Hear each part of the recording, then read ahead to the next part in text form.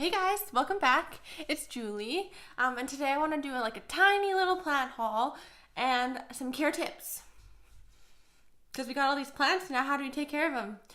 So in the last video, which by the way, thank you so much everyone who watched it, and hi to everyone who's new subscribing, because I think I went from 2 subscribers to more than that very quickly, and that's crazy that people just are happy to watch me talk about plants.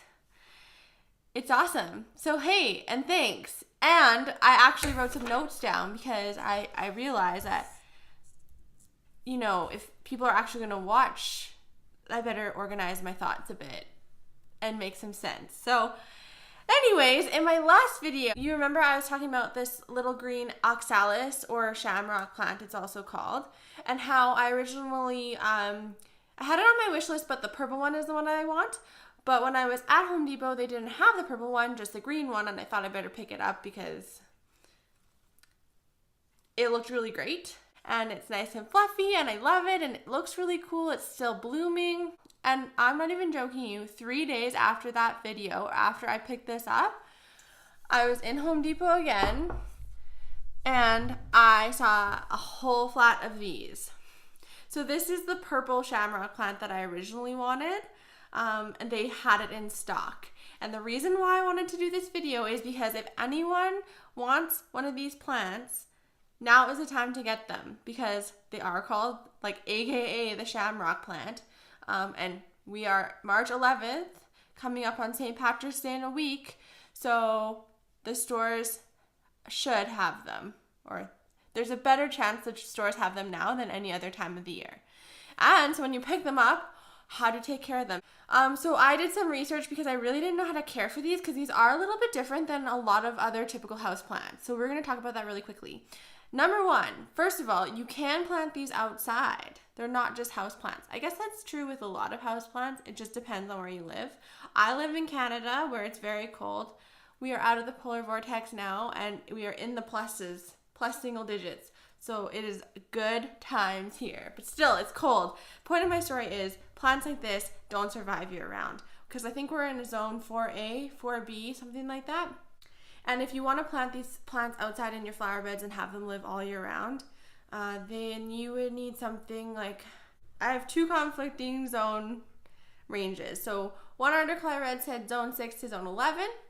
The other article I read said zone 8 to zone 11, and I have a tendency to believe zone 8 to 11 because these are pretty delicate plants. And so the official name for them are the Oxalis triangularis. I believe they're the same. This is just the green variety, and this is the purple variety, although their leaves the leaves look different. This has more rounded leaves, and then this one's leaves are more angular. So if someone knows if there is a difference in varieties, let me know.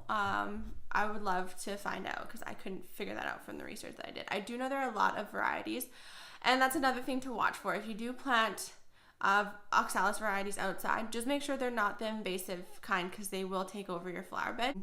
Basically grow like weeds, because they probably are weeds. Their common name is the shamrock plant, but interestingly, they're not from Ireland. They're from Brazil. Crazy, I know. So they're from Brazil, so that kind of gives you an idea of what kind of temperature and climate they like. But they make really great house plants, and a lot of the reading that I did, I found that they can live for years, decades. They can live and live and live, and one of the reasons for that is because they are a bulb. So a lot of houseplants, the majority of houseplants just have roots, but these have bulbs instead. So if you think of something like a tulip or a daffodil, where you plant it outside and you plant the bulb in the ground, and then it comes up, it starts growing in the spring, it flowers in the spring, and then it kind of dies off over the summer, and you cut it down. It overwinters outside in the ground, and then the next spring, the bulb comes up again. It's the exact same idea with this. They're just not as cold hardy. So inside, they live a long time, and they're great as houseplants. Because they're a bulb, they do go dormant periodically if they're not quite happy with the conditions they're given inside. So if you do notice that your oxalis plant is getting a little bit leggy or like dying back, don't worry about it. It probably just needs a break. So what I will do if I see that happening is just stop watering it. Stop watering it. Wait until everything dies off. Cut it back. So with scissors, just cut it back close to the dirt. And then put it in a like darker area of your house, but still keep an eye on it. Don't water it. And as soon as you start to see little new growth come up, move it back to the area you had it before, start watering it again as you would, and then it will regenerate itself and grow to another plant. Well, same plant, just again, it will grow again, whatever. One thing about these plants that is very unique is that they're actually photophilic. So what that means is that their leaves respond to light levels in the environment. So right now, you can tell that these plants, their leaves are out and they're kind of flattened. They're opened up. So they're nice and like big, so they can photosynthesize and do their thing. But in the nighttime, the leaves that are flat like this, they sink down and collapse basically into what I think look like little arrowheads.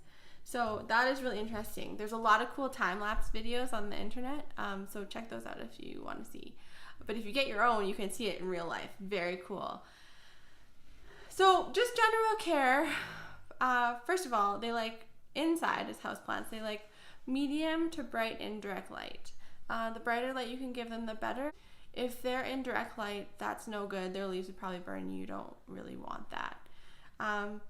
Moderate watering, so they like to be kept a little bit damp. They don't really like to be soaked, but they don't like to dry out.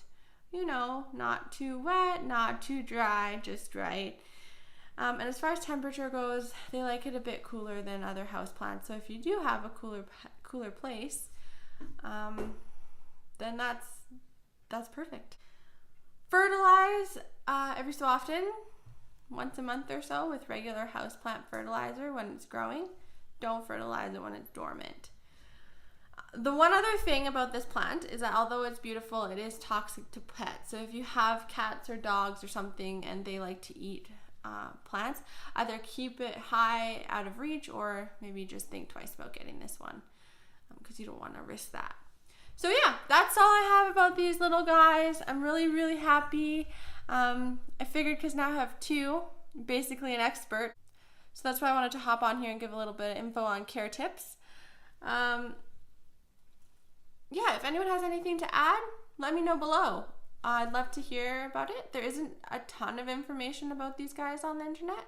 But like I said, if you want one of these, go out and comb your local nurseries or the greenhouses in your big box stores because chances are good that they would have them at this time of year. Okay, good luck. See you next time. Bye.